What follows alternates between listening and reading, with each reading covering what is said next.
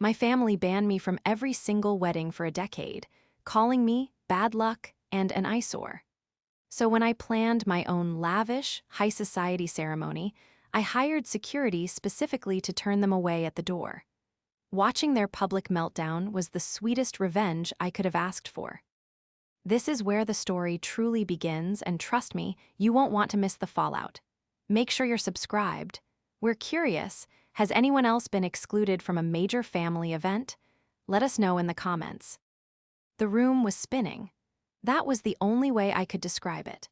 I was lying on my bathroom floor, the cool tiles pressing against my cheek, my body shivering violently from a fever that had spiked to 103 degrees.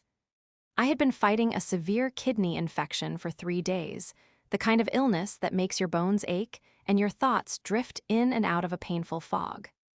I was alone in my apartment, weak, vulnerable, and terrifyingly thirsty, unable to even muster the strength to crawl to the sink.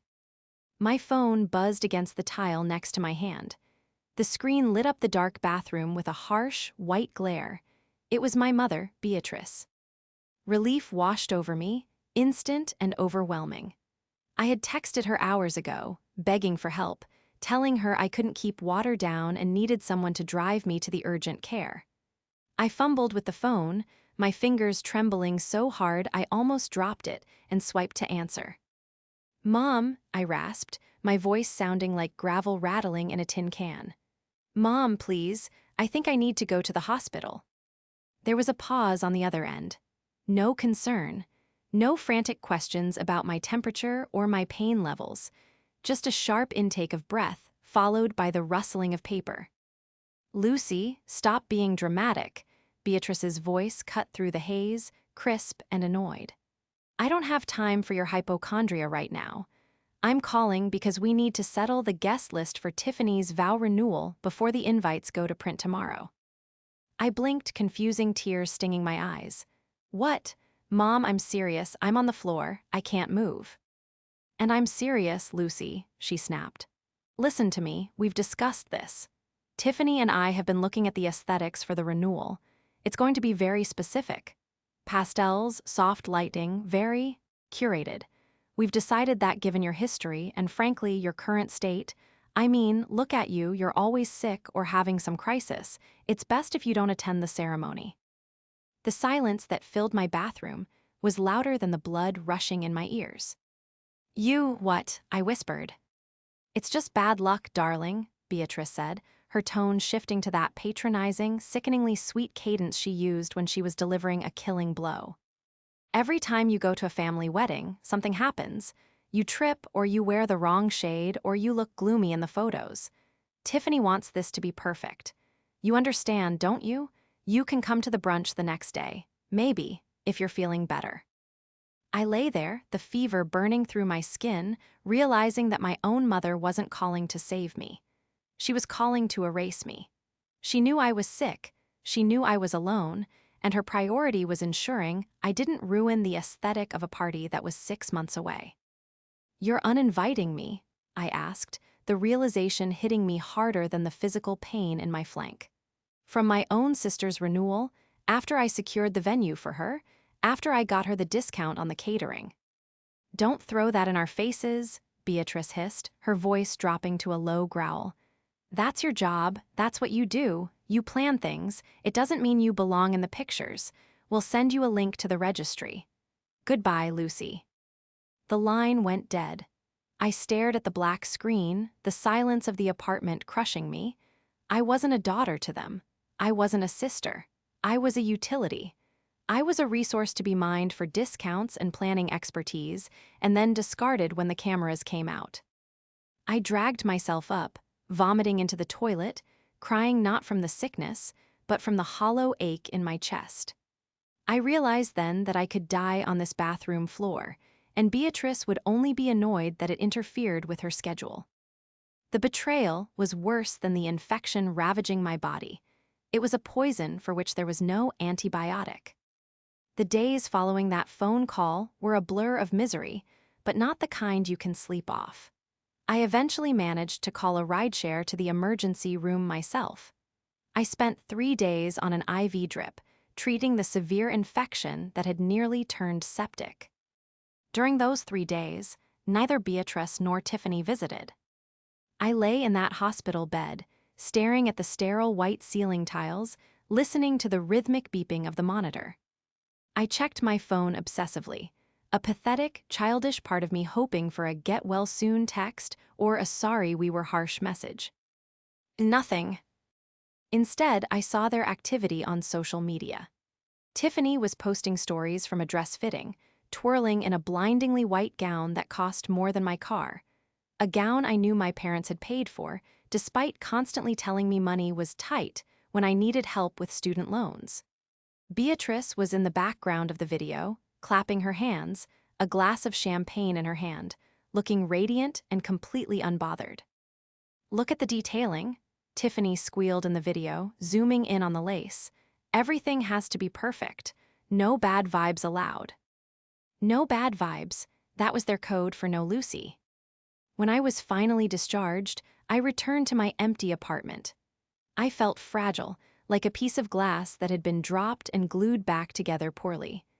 I sat on my sofa, wrapped in a blanket, and looked at the stack of bridal magazines on my coffee table. I was a high-end event planner. My entire life revolved entirely around creating perfect moments for other people. I spent my days soothing anxious brides, negotiating with florists, and designing lighting concepts that made ordinary halls look like fairy tales. I was the best in the city at what I did. I had contacts at the most exclusive venues, personal relationships with Michelin star caterers, and access to unlisted bands that people killed to book. And yet, to my own family, I was bad luck. I remembered my cousin's wedding 5 years ago. Beatrice had told me the wrong start time, ensuring I arrived late. When I walked in, flustered and apologetic, she loudly proclaimed, "See, Lucy always brings chaos." I remembered my brother's reception 3 years ago. Tiffany had spilled red wine on my dress. Accidentally, she claimed, though she was laughing as she did it. And then Beatrice had asked me to leave because I was ruining the color palette with the stain. I had absorbed it all. I had apologized. I had tried harder. I had thought that if I just planned better, if I gave them more free services, if I made myself smaller and more useful, they would finally love me. But as I sat there, recovering from a hospital stay they couldn't be bothered to acknowledge, something inside me shifted. The sadness began to curdle into something colder, harder. It was a heavy, dense feeling in the pit of my stomach. My phone rang. It was Tiffany. I stared at the screen for a long moment before answering. "Did you get the registry link?" Tiffany asked without saying hello. "I noticed you haven't bought the crystal vase yet. Mom said you were barely using your phone, but I see you're online." "I was in the hospital, Tiffany," I said quietly. "Oh, right, the kidney thing. Well, you're out now, right?" She sighed, the sound of someone deeply inconvenienced by another person's existence. "Look, since you're not coming to the ceremony, I need you to coordinate the vendor arrivals that morning.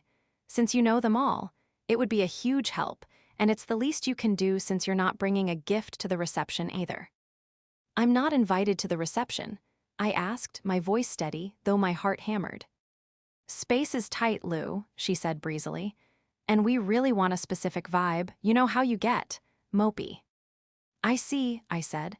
"So you want me to work the wedding, unpaid, while not being allowed to attend it." "It's family, Lucy. Don't be transactional. God, this is exactly why Mom didn't want you there. You're so negative." I closed my eyes. I pictured the contacts in my phone.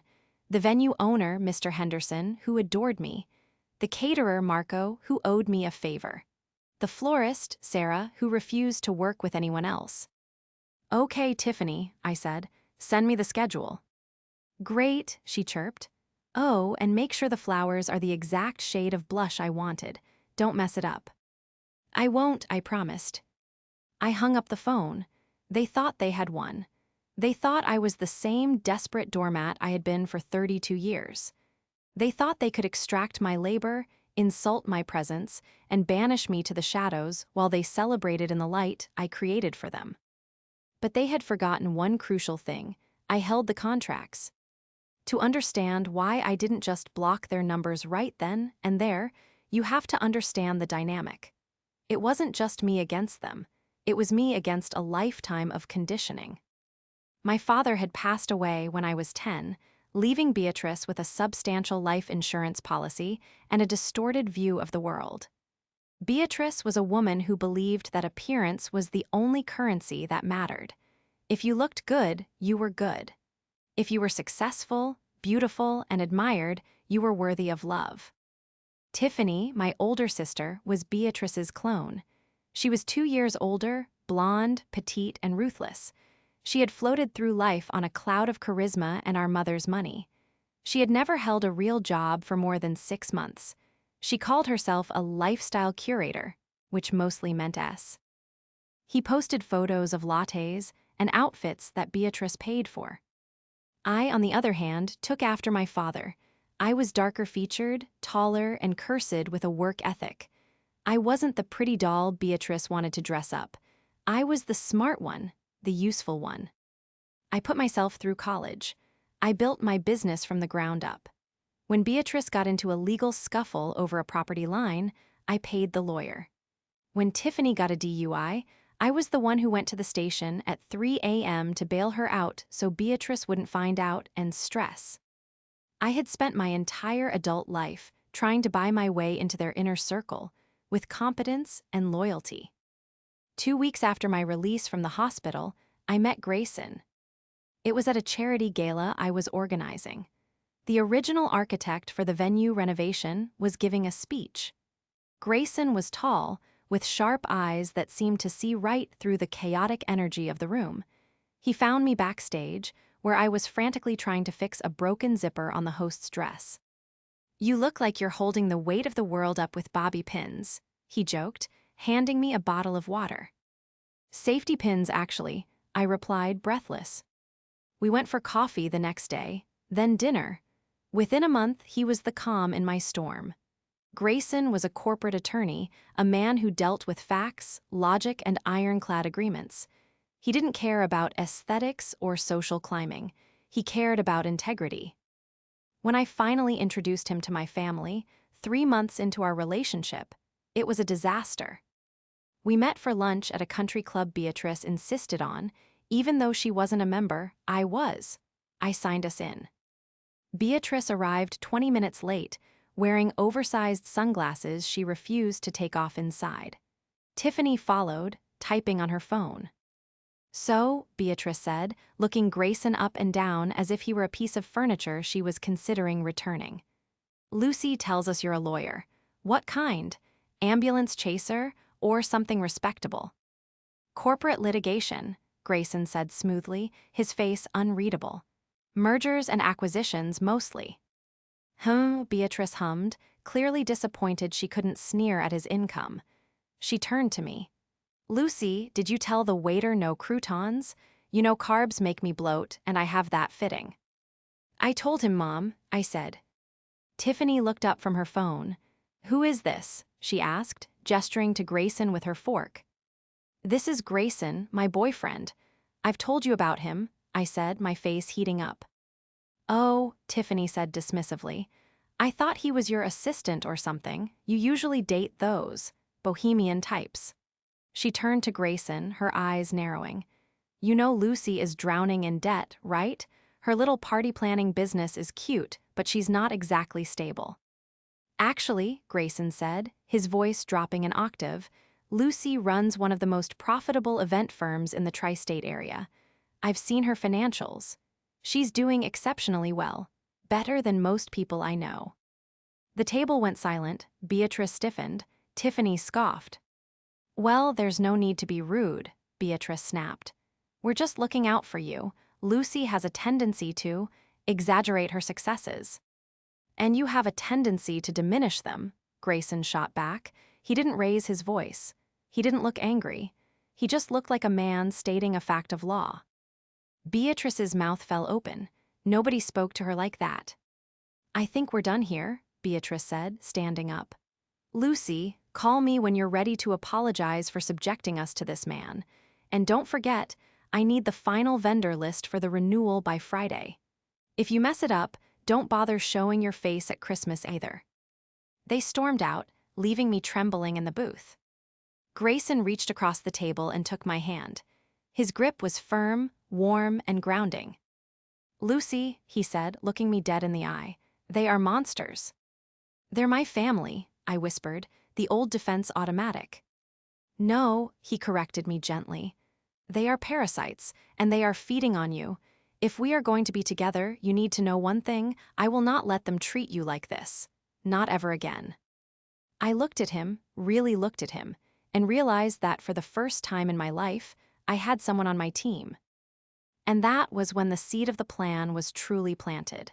Beatrice and Tiffany wanted a perfect wedding. They wanted me to use my connections to give them a dream day they couldn't afford and weren't invited to. Fine, I would give them exactly what they asked for. I would plan a wedding. But it wouldn't be for Tiffany. The shift didn't happen overnight. It was a slow, deliberate hardening of my resolve, catalyzed by a single, perfect evening. 3 months after the disastrous lunch, Grayson took me to the rooftop of the very first hotel I ever managed an event at. It was a modest boutique hotel downtown, not one of the gilded ballrooms I frequented now, but it had a view of the skyline that made you feel like you owned the city. He didn't do anything flashy. There were no drones, no string quartets, no staged photographers. Just the two of us, a bottle of wine, and a question asked with such quiet certainty that it stopped my heart. "I want to build a life with you, Lucy," he said, the city lights reflecting in his dark eyes. "A real life. One where you are the priority, not the help." I said yes. For the first time in years, I cried happy tears. We sat there for hours, just talking about the future, a future that felt terrifyingly bright. But the bubble burst the next morning. I was in my office, sketching out a lighting schematic for a charity gala, when my phone rang. It was Beatrice. "Finally," she snapped when I picked up. "I've been calling your office line for 20 minutes. Your assistant is incompetent. She wouldn't put me through." "She's following protocol, Mom," I said, putting my pencil down. "I'm working. What do you need?" "Tiffany has decided on the venue," Beatrice announced, as if she were declaring a national holiday. "She wants the Sterling Estate, the grand ballroom, for the second Saturday in June." I froze. The Sterling Estate was the most exclusive, expensive venue in the state. The waiting list was 2 years long. The deposit alone was more than most people's annual salary. And the second Saturday in June, that was peak season. "Mom," I said, trying to keep my voice level, "that's impossible. You can't just decide on Sterling. They're booked out until 2028, and even if they weren't, the rental fee is." "I don't want to hear about fees, Lucy," she interrupted. "That's why I'm calling you. You know the owner, don't you? That old man, Henderson. You did his granddaughter's bat mitzvah. Make a call. Pull a string. Tiffany needs this. Her followers are expecting luxury." "I can't just bump a paying client for Tiffany's vow renewal," I said, rubbing my temples. "It's not just a renewal, Lucy," Beatrice's voice dropped, becoming conspiratorial. "It's a rebranding. Tiffany is pivoting to mature elegance. This event is the launch. Just get us the date. We'll handle the rest." "You'll handle the deposit?" I asked skeptically. "Don't be crass," she huffed. "Just get the hold on the calendar." I hung up, intending to call her back later with a polite no. But then, an idea sparked, a dangerous, electric thought that made my hands tingle. I called Mr. Henderson. "Lucy," his booming voice greeted me. "To what do I owe the pleasure? Please tell me you're finally free to organize my wife's 70th. "Actually, Mr. Henderson, I'm calling about a date. The second Saturday in June." He sighed. "Ah, the golden weekend. I have 3 holds on it, but the primary client is wavering on the contract. Why? Do you have a client?" "I do," I said, my heart hammering against my ribs. "Me." There was a pause. "You as in, you are the planner." "No," I said, my voice trembling slightly. "As the bride." "Well, I'll be damned," he chuckled warmly. "For you, Lucy, I'd bump the Pope, but I have a note here from your sister. Tiffany, she called 3 times yesterday demanding the date, said you were handling the payment. She did, I asked, my grip tightening on the phone. Yes, and frankly, I don't want her business, Henderson said bluntly. She was rude to my staff and her credit check, well, let's just say it didn't clear the floor. The pieces clicked into place. Tiffany was broke. They were pushing for this venue because they expected me to use my professional discount and my reputation to bypass the credit checks. They wanted me to be the guarantor. They were going to stick me with the bill for a party I wasn't allowed to attend. Mr. Henderson, I said, my voice hardening. My sister is mistaken. She isn't the client. I am. I want to book the entire estate. The ballroom, the gardens, the guest suites, everything. Consider it done, he said. Send over the deposit. I wired the money from my personal savings 10 minutes later. It was a massive sum, but I didn't care. Then I texted Beatrice. Good news. The Sterling estate is secured for the second Saturday in June. Mr. Henderson cleared the date personally. I didn't say who the bride was. I didn't say whose name was on the contract. I just said the date was secured. Beatrice replied instantly with a row of champagne emojis. Finally, you're useful for once. We'll send you the mood board for the flowers. I stared at the screen. They had taken the bait. Now, I just had to wait for the trap to snap shut. The next 3 months were a masterclass in deception. I planned my wedding to Grayson in plain sight, and my family was too self-absorbed to notice. Every time I met with a florist, Beatrice assumed I was doing it for Tiffany. Every time I looked at linens, Tiffany sent me texts like, "Make sure the white is crisp, not cream. I don't want to look washed out." I would reply, "Noted," and then order the exact shade of emerald green I wanted for my own theme. I hired security, top-tier, ex-military detail specifically for the event. When I told Beatrice I had secured perimeter control, she was thrilled.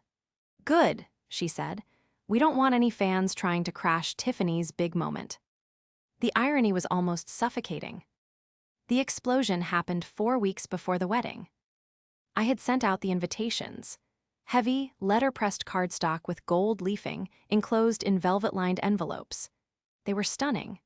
I invited everyone, my colleagues, my friends, Grayson's family, and even extended relatives on my father's side, aunts and cousins I hadn't seen in years because Beatrice had driven them away. I did not invite Beatrice. I did not invite Tiffany. I was sitting in my office with Grayson, reviewing the final catering menu, when the front door of my agency slammed open. "Where is she?" Beatrice's screech echoed through the lobby. Grayson looked up from the menu, his eyebrow raising. "Showtime." "Showtime," I whispered, standing up. Beatrice and Tiffany stormed into my glass-walled office. Tiffany looked frantic, her hair in a messy bun, clutching her phone. Beatrice looked murderous. "What is the meaning of this?" Beatrice slammed her hand on my desk, rattling my laptop. "Hello to you too, Mother," I said calmly. "To what do I owe the visit?" "The invites," Tiffany shrieked. "Cousin Mara just posted a picture of her invitation on Instagram. She got one. Why haven't we gotten ours? Why are you sending them to Dad's side of the family before us? And why does the invitation say?" She stopped. Her eyes widened as she processed what she had seen on the screen. "Why does the invitation say Lucy and Grayson?" Tiffany whispered, her face draining of color. I folded my hands on the desk. "Because it's my wedding." The silence in the room was absolute. You could hear the hum of the air conditioning. "I don't understand," Beatrice said, her voice trembling with a mix of confusion and rage. "The Sterling estate. June 12th. That's Tiffany's date. You secured it for Tiffany." "I secured the date," I corrected her. "I never said it was for Tiffany. I paid the deposit. I signed the contract. I hired the vendors. It's my event." You stole my venue," Tiffany gasped, looking like she was about to faint. "You stole my renewal. I've been teasing this date to my followers for weeks. I have sponsors lined up." "Sponsors you can't pay," I shot back, my voice sharp. Mr. Henderson told me about your credit check, Tiffany. You couldn't book a Motel 6, let alone the Sterling estate. You were banking on me co-signing the contract so you could stick me with the bill later. Don't deny it." "How dare you?" Beatrice shouted, pointing a manicured finger in my face. "You are selfish. You are vindictive. You are ruining your sister's career. You will cancel this right now. You will transfer the booking to Tiffany, or so help me God." "Or what?" Grayson stood up then. He towered over Beatrice, his presence filling the room. "Or you'll uninvite her. You already did that, didn't you? You told her she was bad luck. You told her she wasn't welcome at family weddings, so she took your advice. She's removing herself from your family weddings by having her own." "This is fraud," Beatrice sputtered, turning her fury on him. "She misled us. She let us believe." "She let you believe what you wanted to believe because you were too arrogant to ask a single question," Grayson said coolly. "Legally, Lucy is the sole contract holder. The venue is hers. The vendors are hers, and the guest list is hers." "You're not invited," I said, looking my mother in the eyes. "Neither of you. You didn't want me at Tiffany's renewal because of the aesthetic. Well, I don't want you at my wedding. You're not the vibe I'm going for. I want people who actually love me." Tiffany let out a wail that sounded like a wounded animal. "But what am I supposed to tell Instagram?" "Tell them the truth," I said, sitting back down. "Tell them you're not as important as you think you are." Beatrice grabbed Tiffany's arm. Her face was purple with rage. "You will regret this, Lucy. You have no idea what you've started. By the time I'm done with you, you won't have a business left to run." They turned and marched out, but as they left, I didn't feel fear. I didn't feel the old panic. I felt light. "That went well," Grayson said, sitting back down and picking up the menu. "Now, about the appetizers. Do we think the crab cakes are too heavy?" Beatrice wasn't making an idle threat. The war began the next morning. It started with the reviews. Dozens of one-star reviews flooded my business page on Google and Yelp. They were clearly bots or fake accounts, all citing unprofessionalism, theft, and rude behavior. Then came the calls to my vendors. I was at the florist's shop, finalizing the centerpieces, when Ra, the owner, came out from the back with a bewildered look on her face. "Lucy," she said, holding her phone, "your mother just called. She tried to cancel the order. She said the wedding was off because the bride had been committed to a mental institution." I let out a harsh laugh. "I'm not crazy, Sarah. She's just desperate." "I figured," Sarah said, rolling her eyes. "I told her that unless the cancellation came from you, in writing, with a notary present, she could kick rocks." She screamed at me and hung up. "I'm so sorry," I said, mortified. "Don't be," Sarah grinned. "I doubled your order of peonies on the house. I never liked her anyway." But Beatrice didn't stop at petty sabotage. She went for the jugular. She started calling the extended family, the aunts, uncles, and cousins I had invited. My Aunt Marge called me 3 days later. "Lucy, honey," she sounded hesitant. "I'm just calling to clarify. Your mother called me.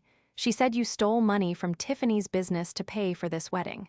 She said you embezzled funds from a family trust." "There is no family trust, Aunt Marge," I said, rubbing my forehead. "And Tiffany doesn't have a business to steal from." "She said she's filing a police report," Marge whispered. "She's telling everyone you're going to be arrested on your wedding day." That was the breaking point. They were trying to criminalize me to save face. "Grayson," I said that night, pacing the living room, "they're telling people I embezzled. They're trying to destroy my reputation." Grayson looked up from his laptop. "I know, I've already sent a cease and desist, but we need to go on the offensive. You said Tiffany's business was failing. How bad is it?" "I don't know the details," I admitted. "I just know she's always asking Mom for money." "Let's find out," he said. We hired a private investigator, a forensic accountant Grayson used for his corporate cases. It took him 48 hours to unearth the rot at the center of Tiffany's life. It wasn't just that she was broke, she was drowning. Tiffany and her husband, Mark, were over-leveraged on 3 properties. They had taken out predatory loans to fund their lifestyle for social media. But the kicker was the sponsorship fraud. Tiffany had signed a contract with a major luxury lifestyle brand, promising them exclusive content from her vow renewal at the Sterling estate. She had taken a $50,000 advance from them. A $50,000 advance she had already spent. If the event didn't happen, she would be in breach of contract. She would be sued, and since she had no money to pay it back, she would be bankrupt. Beatrice wasn't fighting for a party. She was fighting to keep Tiffany out of court. They needed my booking, my credit, and my work to fulfill Tiffany's fraudulent contract. I held the dossier in my hands, staring at the bank statements and the threatening legal letters from the sponsor. They weren't just using me for free labor, I realized, a cold chill running down my spine.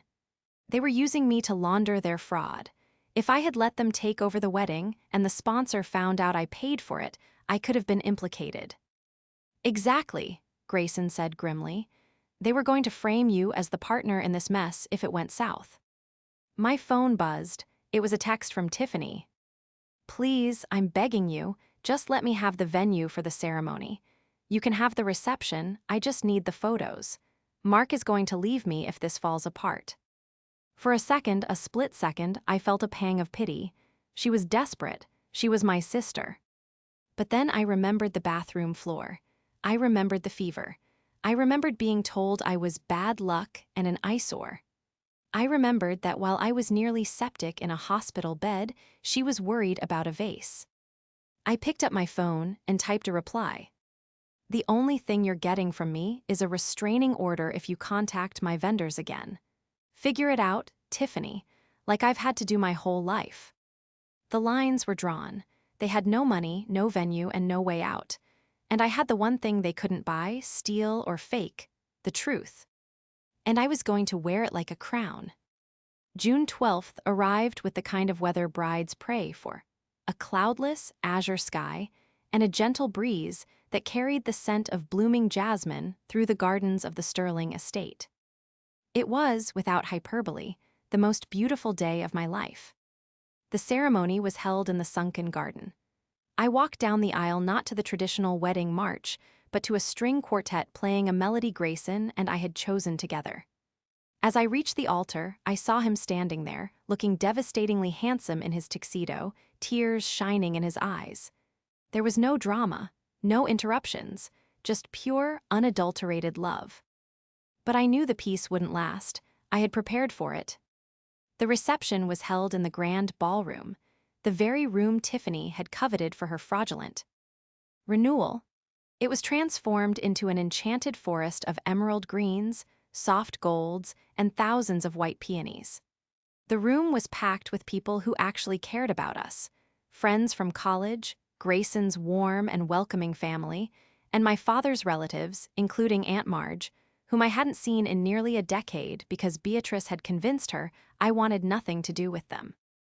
We were midway through the salad course when the double doors at the back of the ballroom slammed open with a violence that shook the crystal glasses on the tables. The music stopped, the chatter died instantly. Standing in the doorway were Beatrice and Tiffany. And true to form, Tiffany was wearing a white dress. It was a floor-length, lace-encrusted gown that looked suspiciously bridal. Beatrice was right behind her, dressed in a severe, blood-red gown, looking like a vengeful queen. They had somehow bypassed the outer perimeter security. I later found out they had bribed a catering van driver to sneak them onto the property, but the inner security detail was already moving toward them. "Stop!" Tiffany shrieked, her voice cracking with hysteria. She pointed a shaking finger at the head table. "This is my venue, that is my date, you stole this from me." A ripple of shock went through the room. Grayson stood up, his hand instinctively going to my lower back, but I placed a hand on his arm. "I've got this," I whispered. I stood up, I didn't tremble, I didn't feel sick. I picked up the microphone from the table and walked down the steps of the dais, the silk of my gown rustling softly. I met them in the center of the dance floor. "Hello, Mother. Hello, Tiffany," I said, my voice amplified and calm, echoing off the high ceilings. I see you decided to ignore the invitation, or lack thereof. You ungrateful little witch, Beatrice spat, her face contorted in a way that made the guests gasp. How dare you embarrass us like this? How dare you throw a party in our venue while your sister is suffering? Suffering? I asked, tilting my head. Is that what we're calling bankruptcy fraud now? Beatrice froze. Tiffany's eyes darted around the room, realizing for the first time that people were recording. I don't know what you're talking about, Tiffany stammered, pulling at the bodice of her white dress. I'm here to take back what's mine. You stole my sponsors. You stole my aesthetic. Let's talk about those sponsors, I said, turning to address the room. I motioned to the projection screen behind the band, which had been displaying a slideshow of our childhood photos. I nodded to the AV technician, a friend of mine who had the file ready. The screen changed. It wasn't a photo, it was a document. This, I said, pointing to the screen, is the contract Tiffany signed with LuxLife brand. She promised them exclusive rights to a vow renewal at the Sterling estate on June 12th. She took a $50,000 advance. The crowd murmured. Tiffany went pale. And this, I continued, signaling the next slide, is the termination letter sent to her 3 weeks ago when the brand discovered she didn't actually have a booking here. She spent the money, didn't she, Mom? You both did, on clothes, on trips, on maintaining an image you couldn't afford.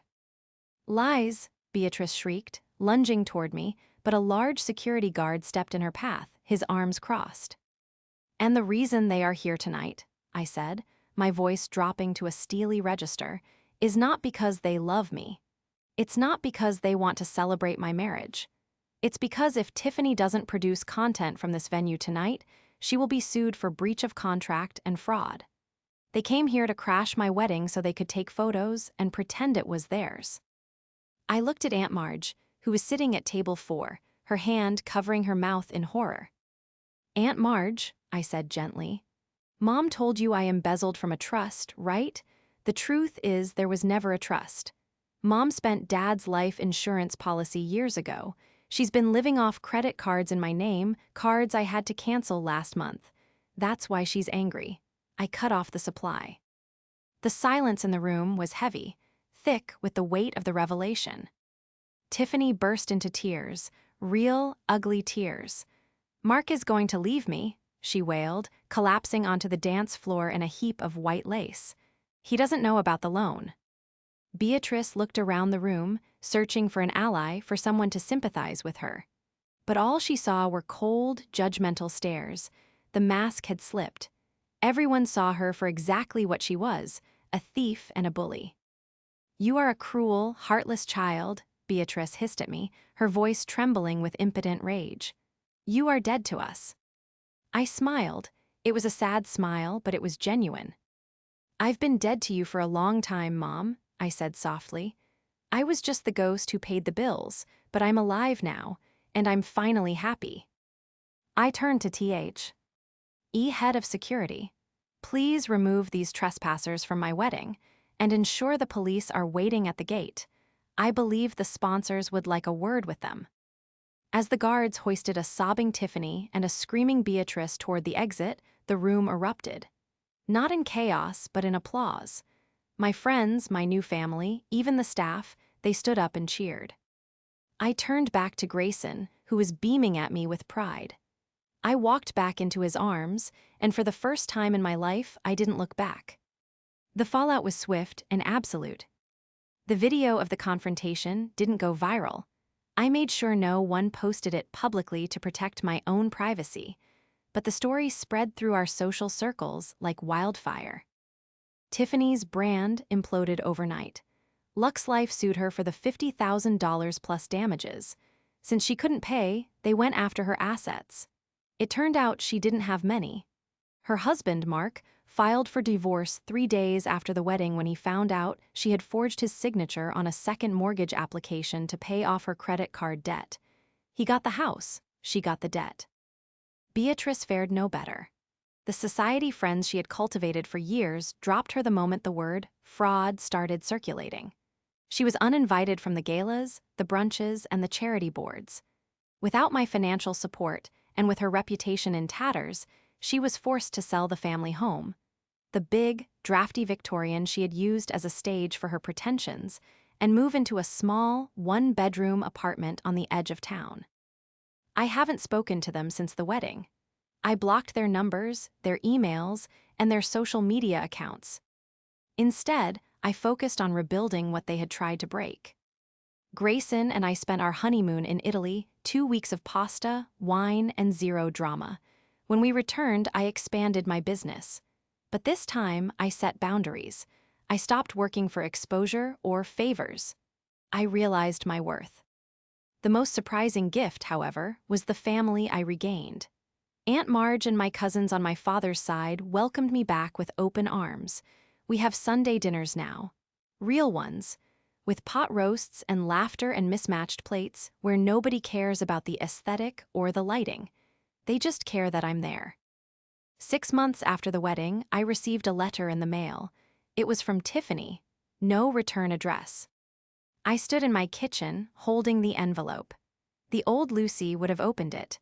The old Lucy would have looked for an apology, a sign of remorse, a crumb of affection.